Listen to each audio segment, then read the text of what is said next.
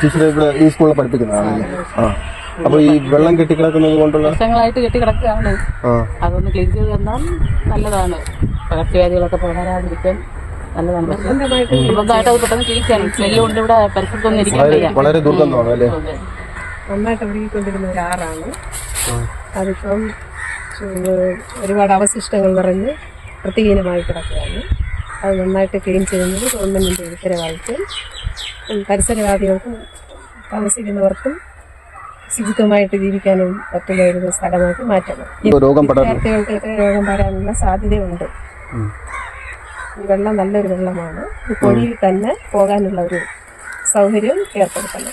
പൊഴിയിൽ പോകാത്തതുകൊണ്ടാണ് തേങ്ങിക്കിടന്ന് വെള്ളത്തില് ഒരു സ്മെല്ലും പകർച്ചവ്യാധികളും സാംക്രമിക രോഗങ്ങളും ഒക്കെ ഉണ്ടാകുന്ന ഒരു കാര്യമാണ്. മുമ്പ് കുളിക്കാനും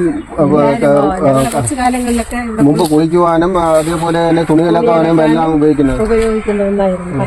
കടപ്പുറത്ത് ആൾക്കാരൊക്കെ പണിക്ക് പോയാലും വലിയ ആൾക്കാരൊക്കെ ഓടി വന്നിട്ട് കുളിക്കുന്ന ഒരു സ്ഥലമാണ്. അപ്പോൾ അതുപോലെ കുട്ടികൾക്ക് ഞങ്ങൾ മുകളിൽ നടക്കാനും എല്ലാത്തിനും നല്ല ഒരു നീന്തൽ ഓടിക്കുന്നത് ഇവിടെ സ്മെല്ലില്ലാതെയൊക്കെ ഇരിക്കുന്ന ഒരു ചെറുപ്പകാലങ്ങളിൽ അതിന് കുറച്ച് കാലങ്ങളിൽ ഞങ്ങൾക്ക് ഒരുപാട് കുളിച്ചിട്ടുള്ളതാണ്. പക്ഷെ ഇന്ന് അതിന്റെ അവസ്ഥ ഒരുപാട് വ്യത്യാസമാണ്.